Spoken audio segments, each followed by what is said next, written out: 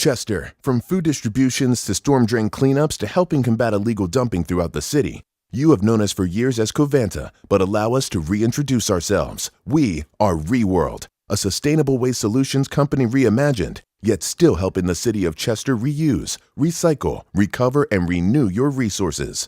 From health fairs for seniors to college tours and post-secondary scholarships for students, we see Chester's heart, and we've heard your concerns. We are part of this community and committed to doing our part, employing residents, beautifying and cleaning parks, all while empowering your future. As ReWorld, our commitment to being a good neighbor is renewed.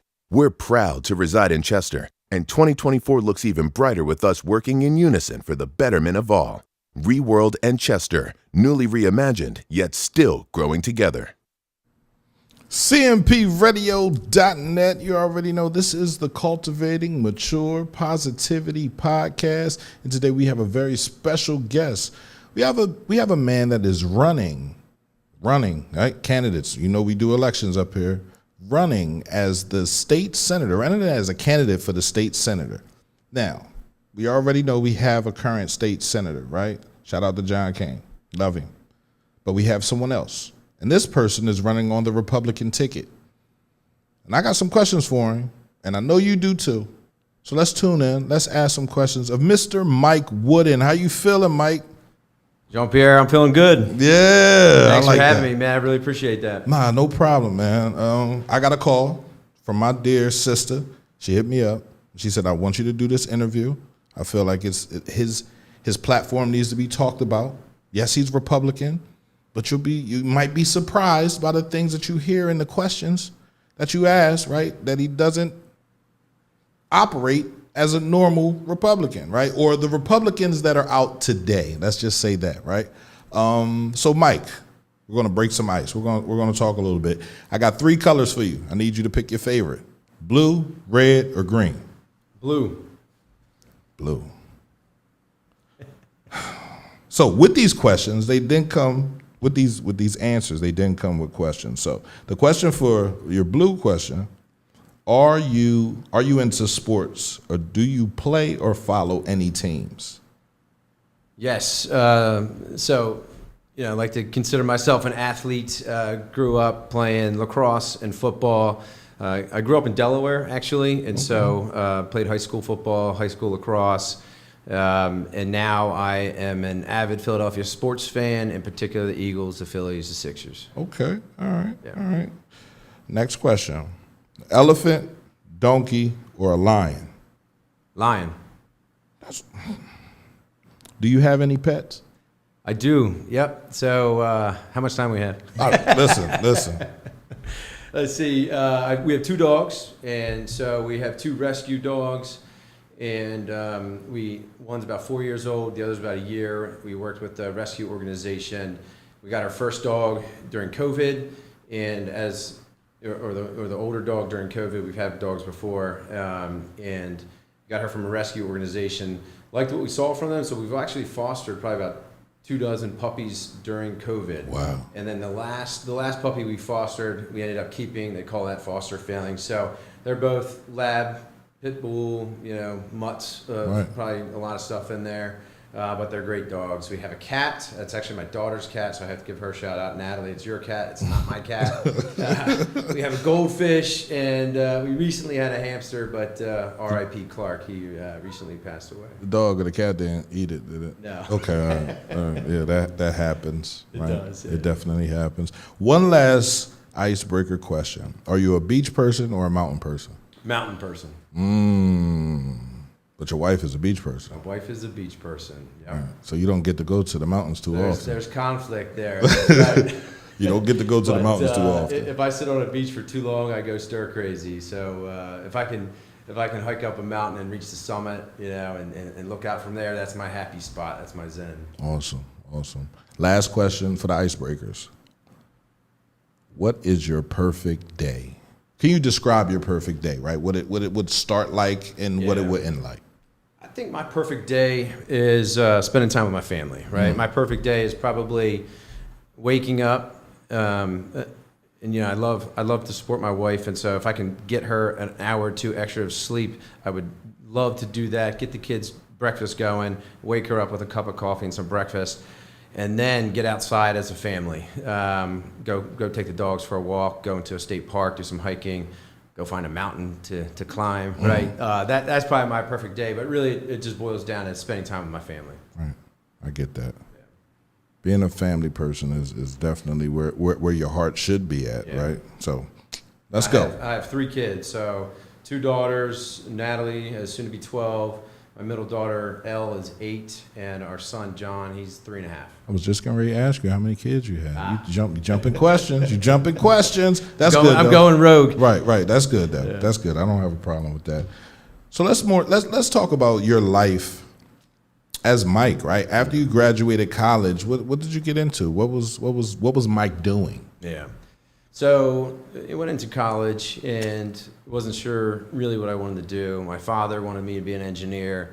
I said, no, don't want to do what you do. I want to kind of rebel against your advice, and so I chose business school. From within business school, I decided I want to be in accounting and management information systems. So that's like the IT side of accounting. Graduated, took a job outside of Washington, D.C. in Bethesda, Maryland for a public accounting firm. So did taxes and audits and financial statements. My wife and I got married in 2007, moved up to Wilmington, Delaware, took another job with a local accounting firm, got my CPA certification, certified public accountant. Realized I didn't want to do that forever, so partnered up with my father's business. So I rebelled against him initially, and then you go back, and then so I said, let me see what this is all about, right? And how can I support you from a business standpoint? So I worked for my father for a few years. He owns a small business in real estate. Got to learn the ins and outs of the business. Ultimately decided I kind of wanted to make my own success, right? And choose my own adventure and my own pathway. So ended up finding a job at the University of Delaware. Never really envisioned working there. I went to school there.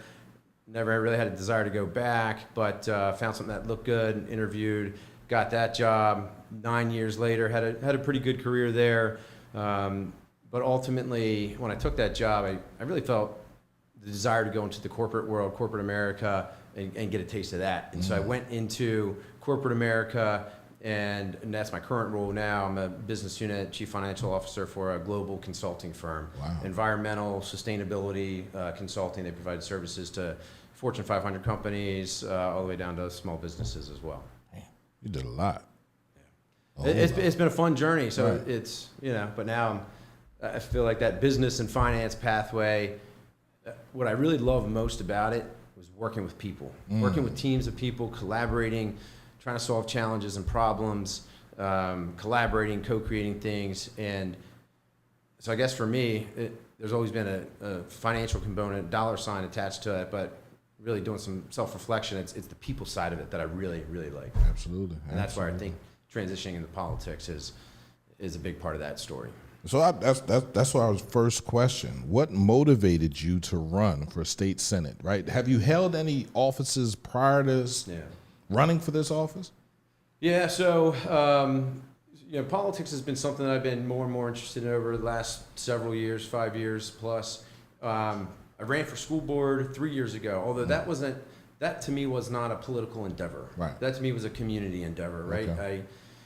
I think maybe a blessing and a curse of mine is when I find myself pointing a finger, it's that cliche, there's always 3 fingers pointing back to you, right?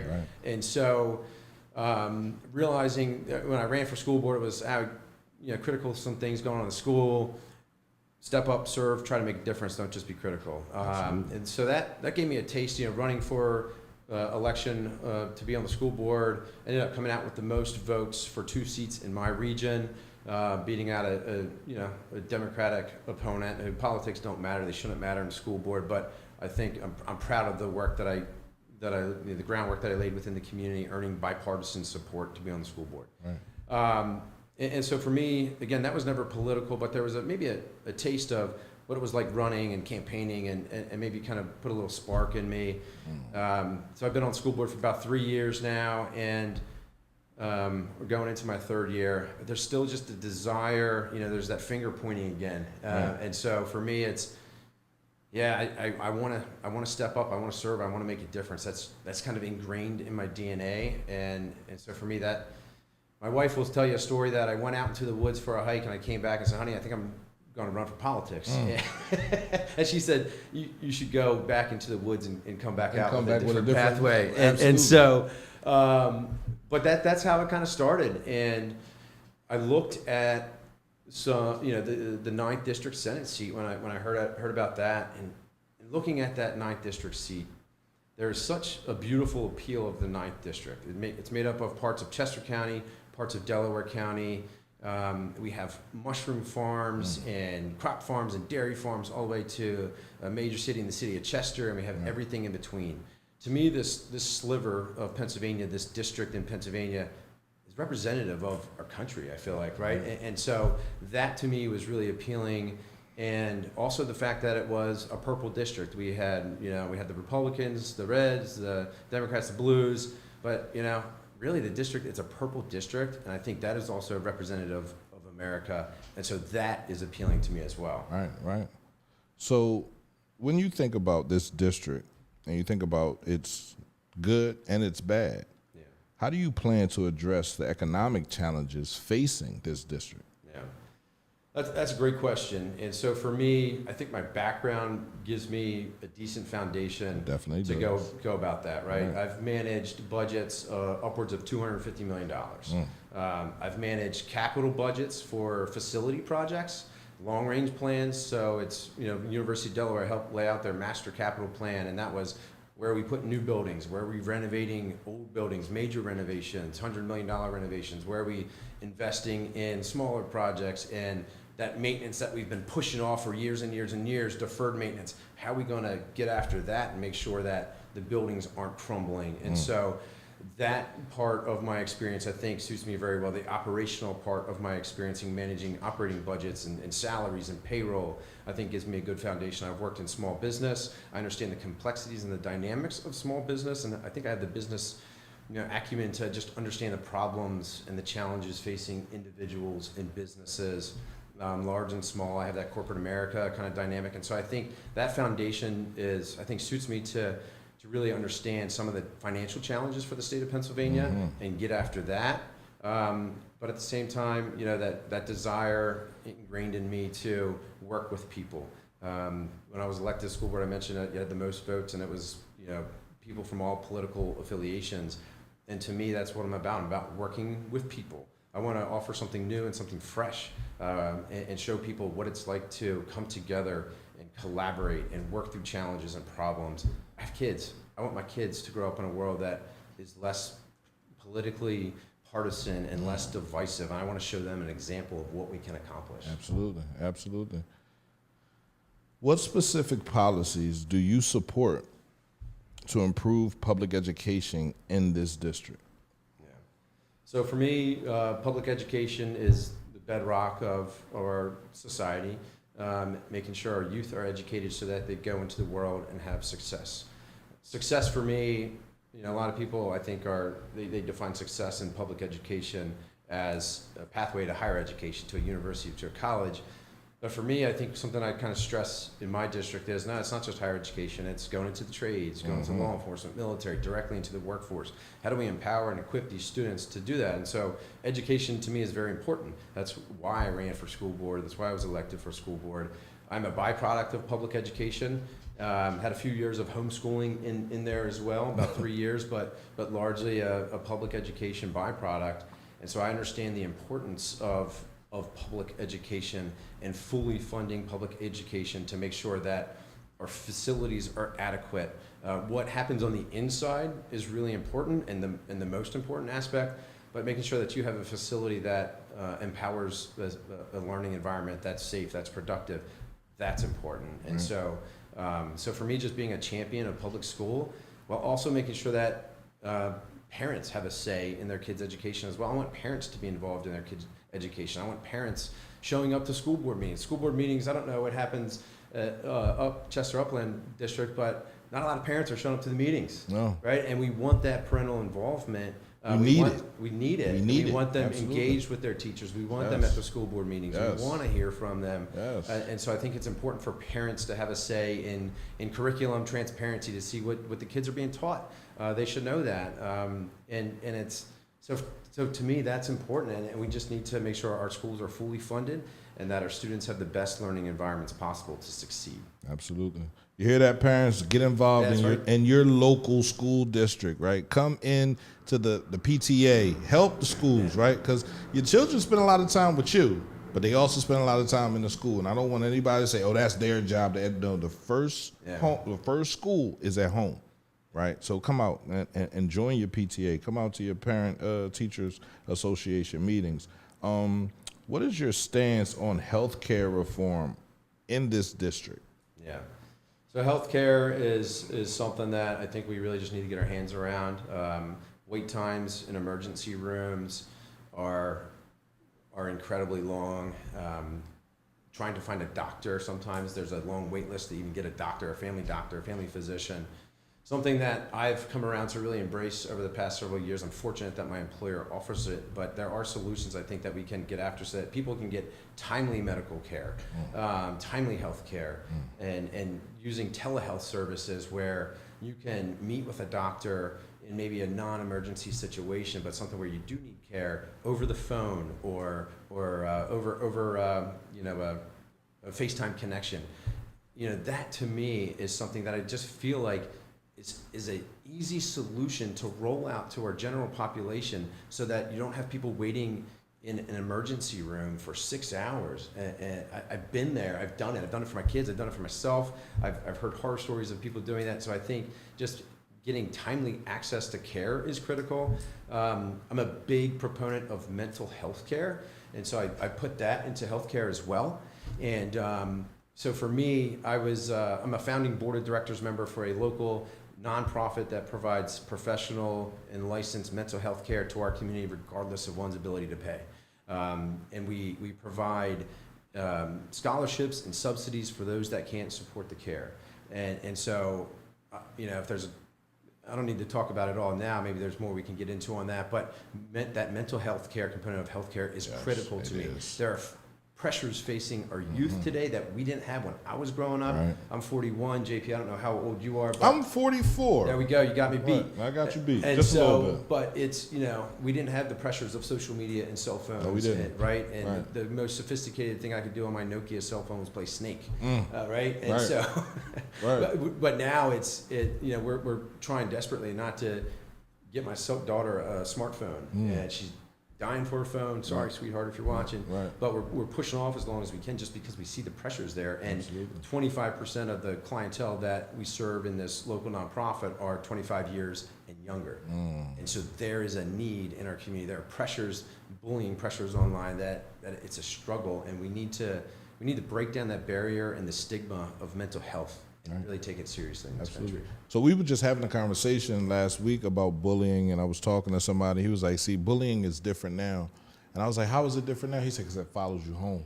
That's right. Right? When you were in school, you got bullied. When the bell rung, you went home. You ain't had to worry about getting bullied, right? Yeah. Mom made you something to eat, or you took care of your little brother or something like that. Now, you leave school, it follows you home. You post something, they saying something. I said, wow, I never thought of it that way. So he's like, so bullying is intense now than it was then, and that's why the kids are affected. And then they get a chance to look at other people and try to live their life and get mad about theirs, and you just fall. And I looked at my daughter, and I said, wow, like maybe I messed you up by giving you a smartphone too early, right? She was dying to get on. I said, all right, you can have a smartphone, but no Facebook, and no Instagram, at least for 3 years. 3 years, oh my God.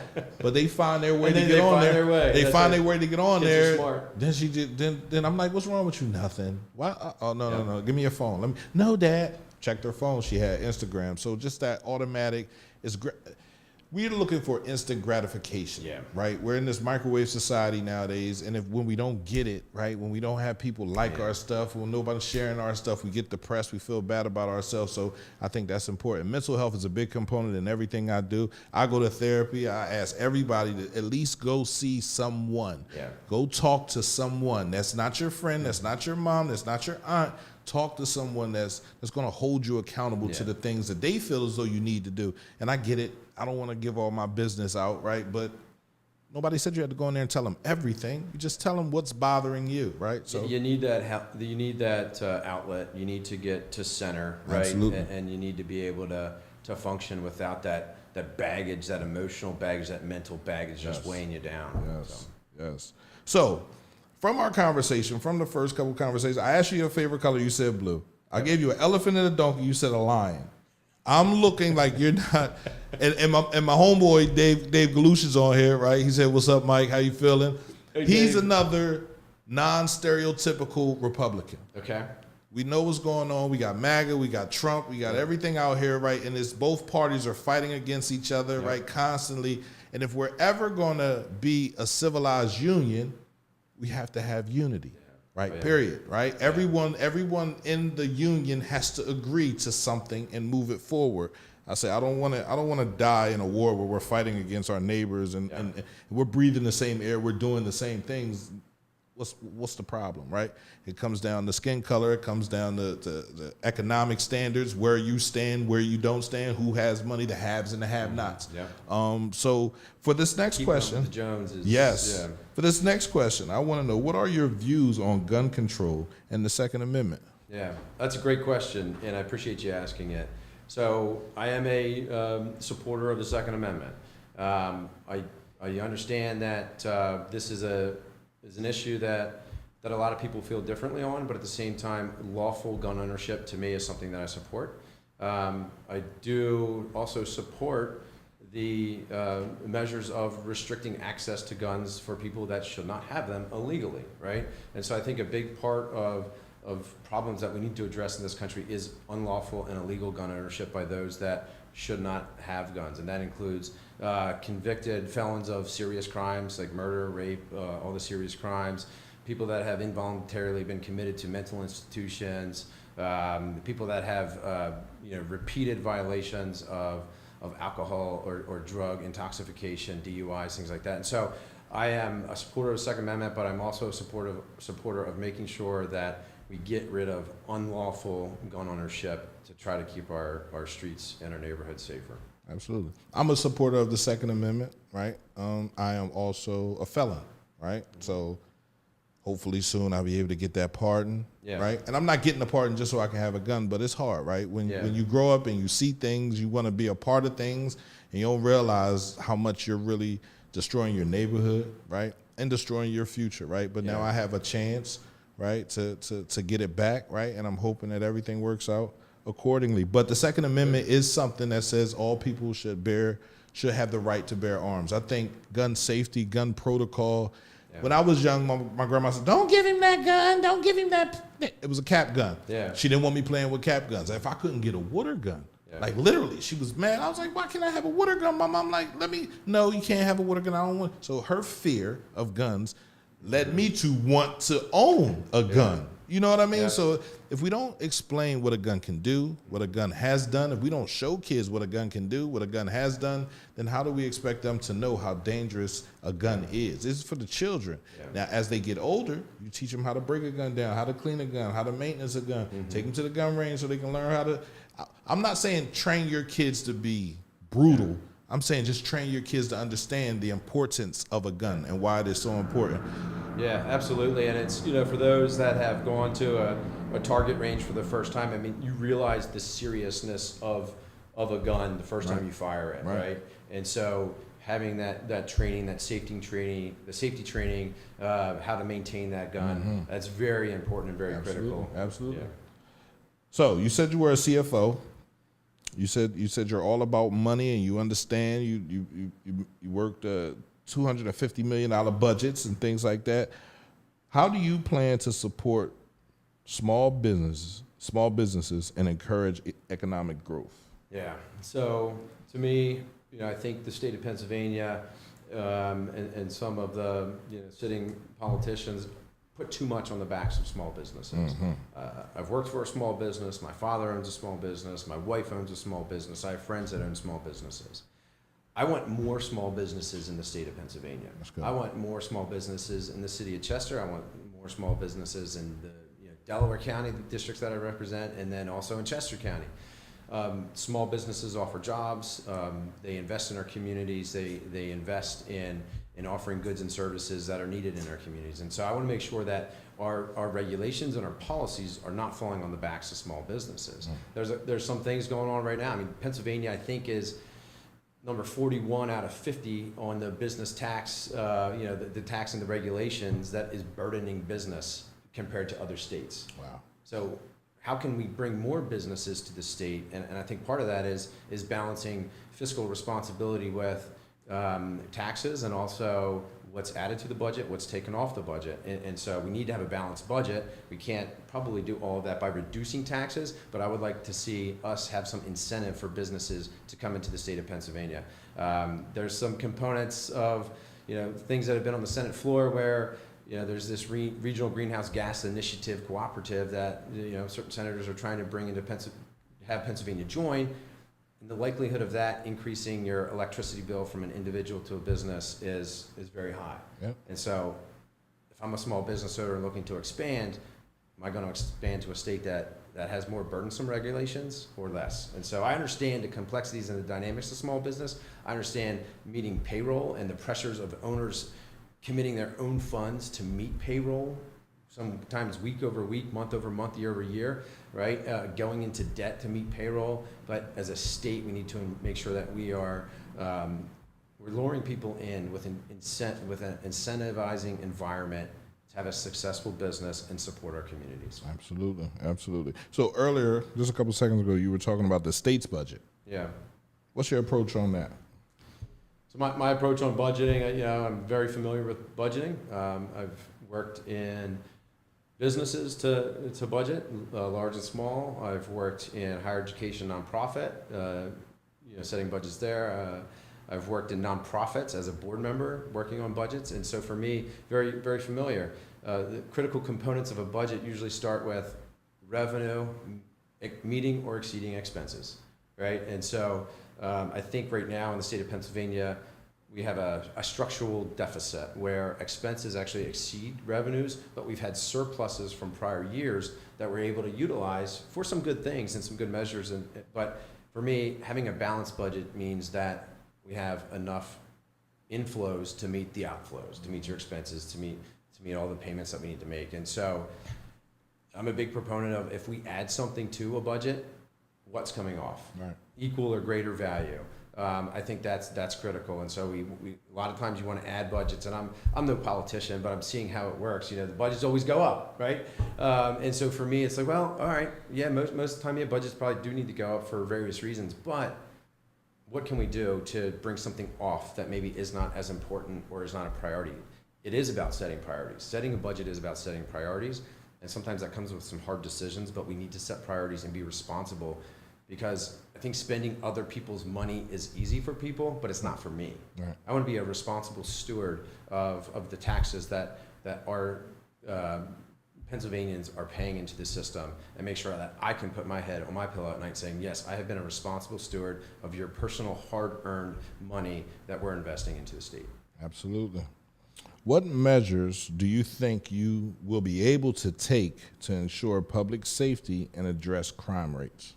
Yeah, that's a great question. I know in the city of Chester, it ranks high on a crime list, but I think it's been coming down the past several years, right? In a really positive way. Right.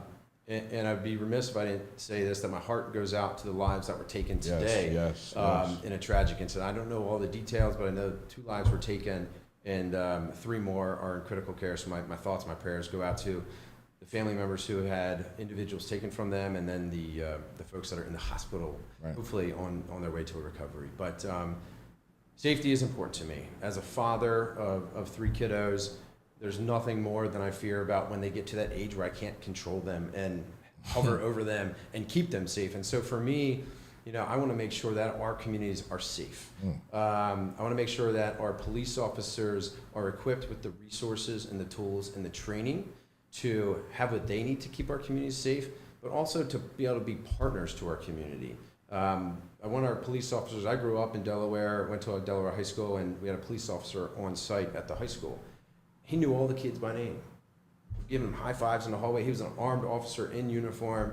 His name was Corporal Bullen, and the relationships that he had in our school was amazing.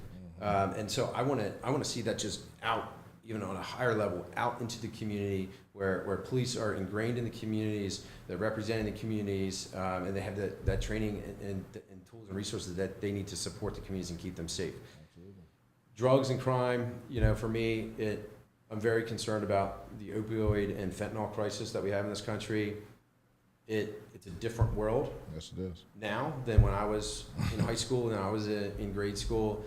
I worry about what would happen if my son picks up, a fentanyl pill that looks like candy. Right. Now they're multicolored. They look like Smarties or Sweet Tarts. Right. Scares me. That keeps me up at night, Absolutely. right? Like, because this kid, he's like Tasmanian devil. Right. He picks and up he'll pick up everything, anything to put in his mouth, right? Absolutely. And it's, Let me see what that tastes like. yeah, Let me see what that do. exactly. Absolutely. And it's They're inquisitive. That scares me to death. And so, crime. We need to get on top of crime. There's a lot of components that feed into that. We need to make sure that we have the support that we need in our communities to keep them safe. And I think that there's a lot of components about that. I mean, you dig in if you want more, but I think we need to make sure our police are equipped, resourced, and trained to be keeping our communities safe. I believe we need to get our hands around drugs.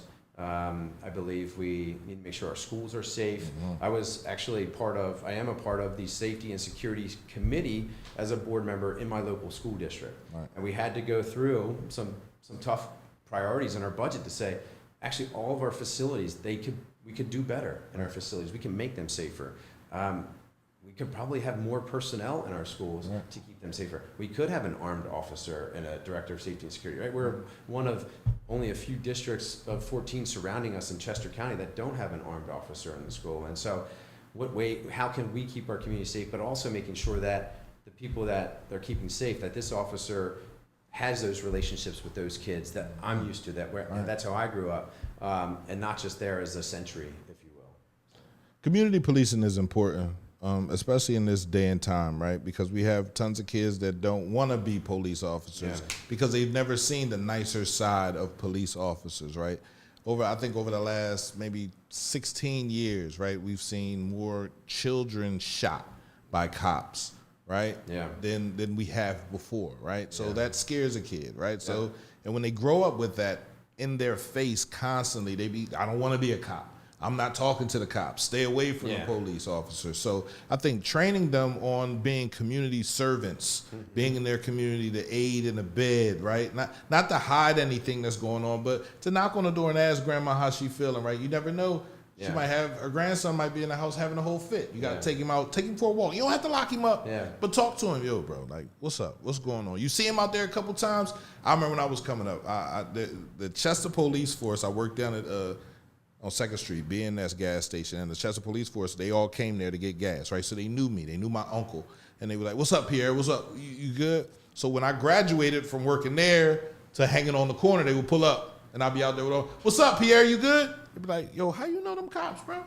I said, I used to work at the gas station, so they know me. I'm a dip off. I'm a play off. But, community policing can help some kids, right? If you know them personally in the schools and different things like that. So you can help the kids just by trying to talk to them, just by trying to be there next to them, because there are a lot of young men growing up in this community whose fathers have been taken to jail, so you're already looking at the cops like you don't like them. But community policing is important, and we need for our cops to do that.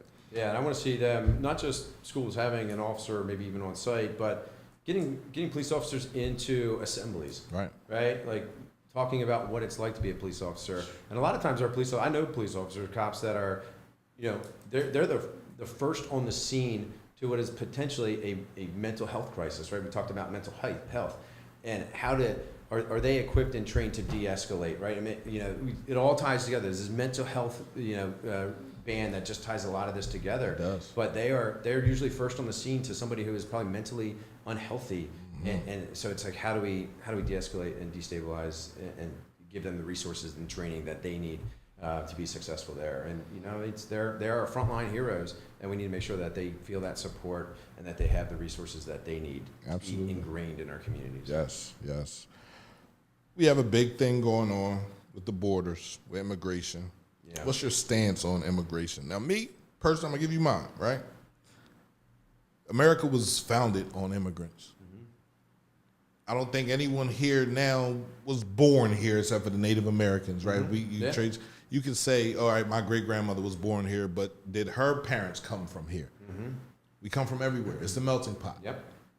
So I really don't have a problem with immigrants coming into the country, escaping what they're escaping, right? For sure. Wanting to give their families a brighter future, a cleaner future, a future with good education. What's your stance on immigration? Ditto. So, but in all seriousness, yeah, I mean, you probably stole half the words out of my mouth. My fault. I'm sorry. That's all good. That's all good. I think that for me, we do have that history of being a nation of immigrants and a nation of refuge for people in need. And I think that is very important, and I think we can still do that today. I think that's a very important part of what makes America so great.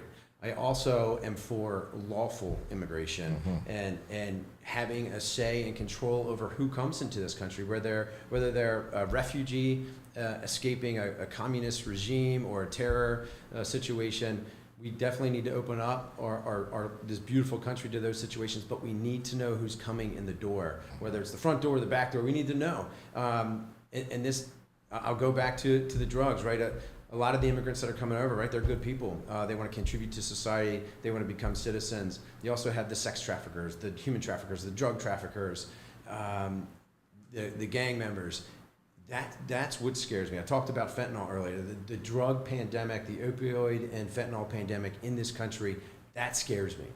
That fentanyl crisis, it's a lot more complicated now than when we were growing up. And so that part of immigration scares me. We need to do more at our border. My opponent, incumbent Senator Kane, he voted against sending National Guard troops from Pennsylvania to the Texas border to give them support. That's nothing personal against him. That's a policy difference that we have.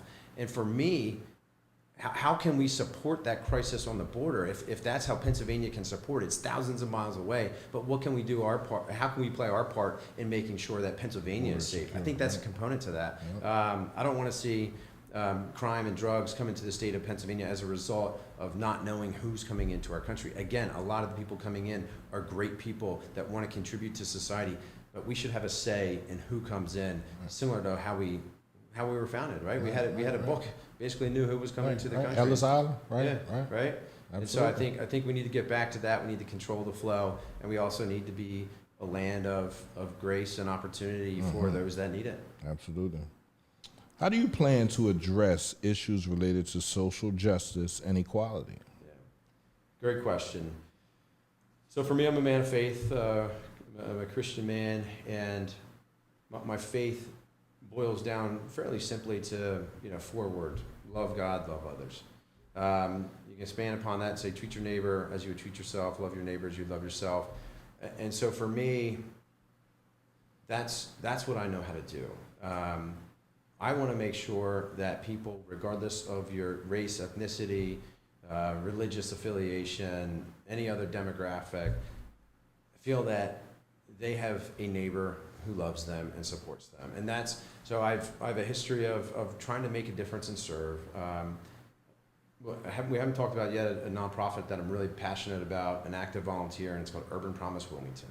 Urban Promise Wilmington's in Wilmington, Delaware, so it's not in the district, but it's close to me. I grew up in Delaware. I went to high school in Wilmington, and so I know the community. And so for me, just being able to give back and serve communities that might be different from my own is something that I'm passionate about sharing life experiences, doing life together, treating each other with respect and talking through differences. That's important to me.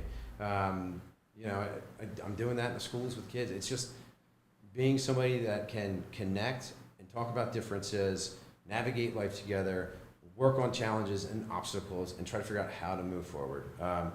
I don't have all the answers. I will be, maybe that's not a good politician, right? That I don't have all the answers, but what I can tell you is that I will work hard and that I will fight hard to make sure that everybody feels that they are getting the love and support from their community that they deserve. And that's a big part of why I'm running, is because I want to get past this divisive, political, partisan rhetoric that we're seeing so much of in this country. I want to be a new and fresh face, trying to offer something new, trying to collaborate and work together with individuals within our community. I like that. What are your views on state taxation and fiscal policy? real quick. Yeah. We touched upon various components of this earlier, I think. Absolutely. But I want our state to be fiscally responsible. Again, we are funded largely on the backs of other people's money in taxes, and I want to make sure that we are responsible stewards of those funds. I want to make sure we offer a space for small businesses to feel welcome and not overburdened and overregulated and overtaxed. So I think from a state fiscal standpoint, let's balance our budget. Let's make sure that the revenues coming in can manage our expenses. We have our surplus, we have our rainy day funds that we can use strategically, maybe to invest in schools, not just buildings and infrastructure, but teachers and resources and support systems within the schools. And so I think balanced budget, utilizing strategic resources in a way that gives back to our community, because it's really their money that we're spending. Absolutely. And I want to make sure that we're doing that responsibly and well, and enriching community and offering a space for businesses and individuals to thrive in. Right. So this is a hot button topic right now. And I'm going to ask you, what is your stance on abortion and women's reproductive rights? Yeah, good question. I didn't think you were going to ask me this one, but Yeah. I'm just kidding.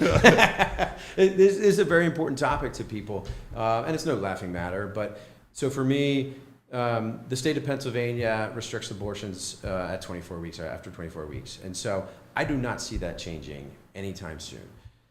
I will advocate for exceptions and make sure that that is something that we have in the state. I think exceptions are important to severe situations of rape and incest and severe medical complications to mom and the baby. I want to make sure that we walk alongside women better in crisis pregnancy situations. How can we do better as a society, not just Democrats, Republicans, but as a community? How can we make sure that women in crisis pregnancies feel like they have the love and support that they need to navigate and make a potentially tough situation one way or another? Let's go. Right? Like, let's do that. I do believe that life begins at conception. My wife and I, we have 3 kids, as mentioned earlier. It wasn't an easy journey, right? And It's so not we supposed to have. be. It's not supposed to be. It's not supposed to be It's easy. not now, but it won't be easy until they reach 27. yeah. Right. Oh yeah. And we're then it'll be older. harder then, right? Because they'll have to take care of you. Yeah, Right? but trying to have a family and start a family, we had our first daughter, fairly easily, but then we went through miscarriages, right? We started to look into adoption, Right. Got pregnant with my second daughter, and then after that, we still felt like there was this seed that was planted in us to move forward with adoption. So we adopted her. So my son's adopted. Oh, wow. And we got him about 6 months of age, and it's a beautiful thing. Yeah, and we feel very blessed. We have a very wonderful, beautiful family. My son has this fiery red hair, Right, so right, he's right. I got saw like the our pictures of him. adopted redhead son, Right, which is right, kind of right. funny. But it's going through that journey. We realized, how precious life is. We mourned our losses in the womb just as if they were our babies, and so it was a tough journey for us. And so for that, I do recognize, for me, life is precious, and I do believe it begins at conception. But at the same time, I don't see the state of Pennsylvania shifting its position, and I do want to make sure that we are promoting exceptions and opportunities for those that are in really, really difficult situations, and that we're walking alongside those women who need that love and support that they deserve. Absolutely. And we're not a society of judgment and condemnation, no matter how anybody wants to paint us, right? That's not us. We are a party that loves people and walks alongside people, and that's what we need to get back to. Absolutely. Absolutely. All right. How will you engage with constituents to ensure their voices and concerns are heard? Yeah, got to get out there, right? This job it's not a desk job. Being a politician, talking to people is all I know how to do, right?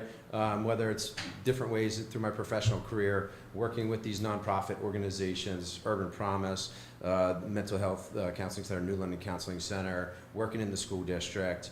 I was a board of elders on my church several years ago, right? It's working with people, talking to people. That's what I need. And so for Chester, here's my challenge to Chester. I need somebody from Chester on my campaign team, right? Like, when I go to Harrisburg, I want somebody from Chester in Harrisburg with me. This city, 33,000 people, is a tenth of our district. And, I decided to run. I told you about the beauty of when I looked at this district and thought how beautiful it was with all the different demographics and the different areas in Chester County and Delaware County. But people looked at me and said, Mike, don't waste too much time in Chester. Do just enough. do just enough to try to get enough votes. You're not going to win Chester, Mike. You're not going to win Chester. Do just enough to try to get extra votes, though, in Chester. I guess I'm not a good politician because that doesn't resonate with me, right? Do just enough. Right. Can you imagine that being a campaign slogan? That's I'm awful. going to do just enough. Do just enough. When I do something, I'm all in. I don't do something just enough. Right. And so for me, connecting with our constituents, that means just going out there, having conversations. People are probably like, Mike, what are you doing? You're going to Chester radio station. You're going to get grilled with some tough questions. Yeah, fine, bring it on. That's my job. Absolutely. If I want to be successful, I want to have partnerships and relationships with this community, with all communities in this district, and I will not do just enough. Let's go. I'm going to get out there. That's my challenge for anybody that's listening in right now. I want somebody on my campaign in Chester. I want somebody on my team when I'm in Harrisburg from Chester. I want an office in Chester. So let's get after it. Let's do it because this is a big part of this 9th district, and I will not do just enough for this district. That is not good enough for me. Let's go. What are your thoughts on the current state of veterans affairs? We are doing our veterans a huge disservice right now in this country. I am passionate about supporting veterans. I have very good friends that are veterans, and I get a few different examples I can walk through, but one of my good friends, one of my best friends, is a veteran who served in the Marine Corps in the Middle East. Came back with PTSD, but he also came back with severe cornea damage from sandstorms. Passed through the VA year after year after year. They knew he was going to need corneal transplants. They knew it. But they said, no, first we got to try these contacts, and we got to try these contacts, and we got to try these drops, this medication. But they said, we know you're going to need transplant. Why put him through years and years of torment, having rigid contact lenses in his eyes that just, Burn.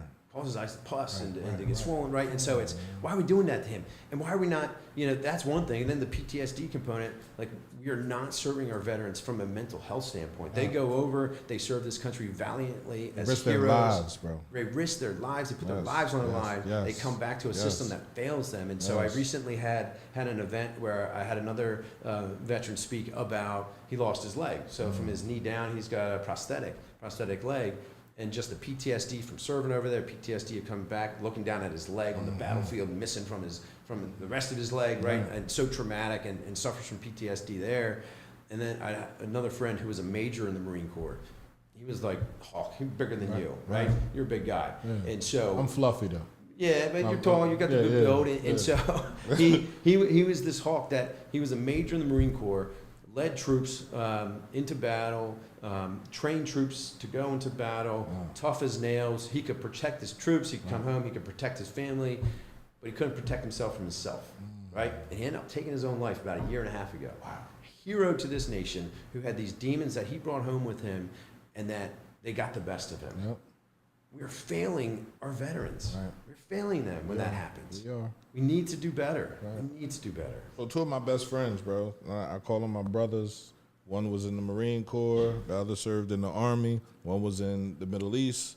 The other was everywhere. He ended up being a captain in the Army, right? And I don't know how that ranking, where that sits him, but I feel like that's a nice accomplishment for a young man from Chester, Pennsylvania.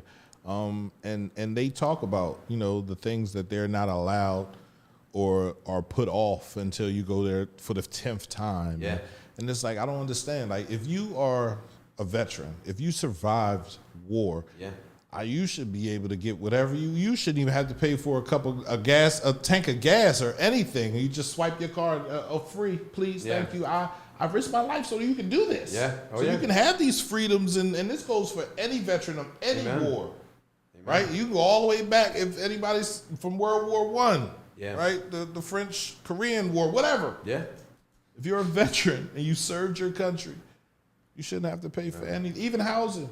right? You should get somebody to build, but that's the thing. Everybody looks for that money. That broken. Right, and I don't really think it's broken. I think it was designed that way, right? Yeah. We talk about the criminal justice system being broken. I was like, no, it was designed this way, right? People don't have that empathy because they don't know, right? You don't get to know nobody when you're a prosecutor. You're just putting them in jail. Yeah. It's the other side that knows them a little bit so he can argue his case, right? But you're saying, oh, he did this, right? So I get that. I understand that. But it's broken and it needs to be tweaked just a little bit, right? Yeah. Just add a little bit of empathy in there. And the military does beautiful things for their veterans too, but the veteran care. I mean, I have friends that served in the Army and the Navy, and they've come back from serving, and they've gone to the school, right, college, and now they have good jobs, you know, here or there, and they've gotten that support from the military. But the care and the post-traumatic stress that a lot of these veterans are facing is real, and the support, the struggle of I worked with one veteran, another friend of mine, and Marine Corps veteran, you know, led troops into battle, was like a machine gunner, and he came back, got a chemistry degree from Westchester. He had the hardest time getting a job. Right. A veteran with a chemistry degree and good grades, and just had the hardest time getting a job. And so, you know, I worked with him, tried to get him connected at University of Delaware, but he ended up finding something else somewhere else. But it took him months to get out of, you know, he was doing welding and things like that, and very skilled at it. But he had a trouble getting a job. And so it's, man, how can we support our veterans? I'm a big supporter of our troops. I want to make sure that they feel our support, and they get the support that they need from the VA. Absolutely. So we have one more question, and it has to do with the bipartisanship that's taking place, or the lack of bipartisanship that's taking place in the Senate.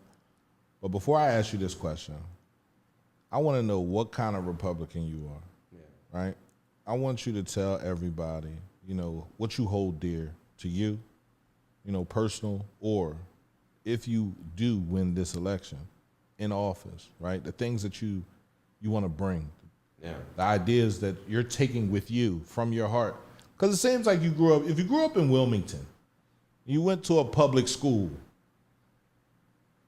then you know. Yeah. And I grew up outside of Wilmington, so I wasn't in downtown Wilmington. Okay. You know, I grew up in Hocussin, Delaware, just to be fully transparent. Right. But, you know, for me, what's important to me personally, faith, family, community. Right. I recognize that my faith is different from a lot of other people's faith out there. So for me, you know, the one beautiful thing in this country is people of all faiths coming together and working together. So, right, like even though I am a Christian, that Christian faith, while it drives me personally, it doesn't exclude those who are different from me, right? And so working, a story at the University of Delaware, one of my probably one of my favorite people in the world.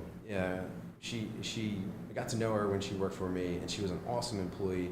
But she was a Muslim woman, and when we hired her and went through the interview process. She came onto campus, and she said, "Mike, would it be okay if I wore my hijab here?" I said, "Yes, absolutely, right. Please, right? Let's do that."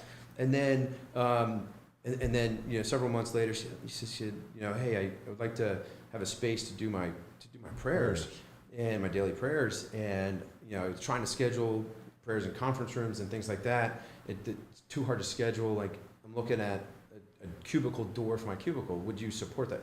Yes, absolutely. Let's do that. And so we got her this door, installed it. But so for me, I just want people to know that, while I do, and I am passionate about my faith, it's important that doesn't restrict who or how we're working together as community members. And family is very important to me. My family, and then also family, that family unit, investing in that family unit within society, making sure families feel supported, making sure single moms feel supported, right? There's something about getting back to that. We are not, I think Republicans are often labeled, maybe it's true, but the party of judgment and condemnation. Mm-hmm. We are not a party of judgment and condemnation. I don't think that's a fair label. It's not the Republican that I am. Right, and so I want to work with people. I want to partner with people. Community is important.